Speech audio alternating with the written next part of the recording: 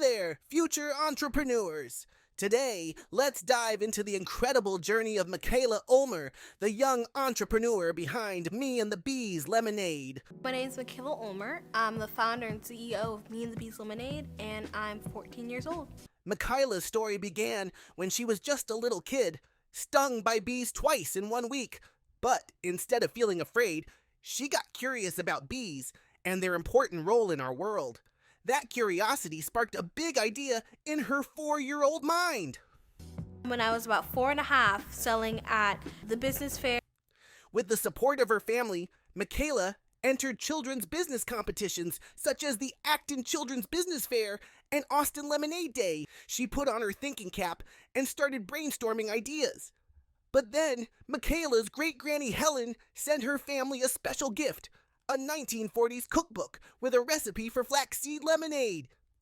Inspired by her great-granny's recipe and wanting to help honeybees, Mikaila decided to put a twist on the lemonade by adding honey from bees instead of just sugar. And that's how Bee Sweet Lemonade was born. But wait, there's a twist in the tale. They had to change the name because of a copyright issue. So they came up with a new name, Me and the Bees Lemonade. And guess what? They decided to give a percentage of their sales to help save the bees. How cool is that? Started getting awards, and really local TV stations started featuring me. While we were at the business fair, it would sell out in the first couple of hours. And so I was getting kind of disappointed every year. And I was like, well, if I'm going here, if I'm spending all this time making the lemonade and it sells out in the first couple of hours, then like it's not as fun for me.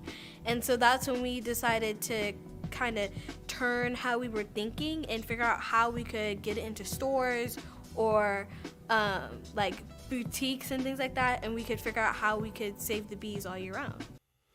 Now Mikaila's lemonade business isn't just any business, it's a buzzness.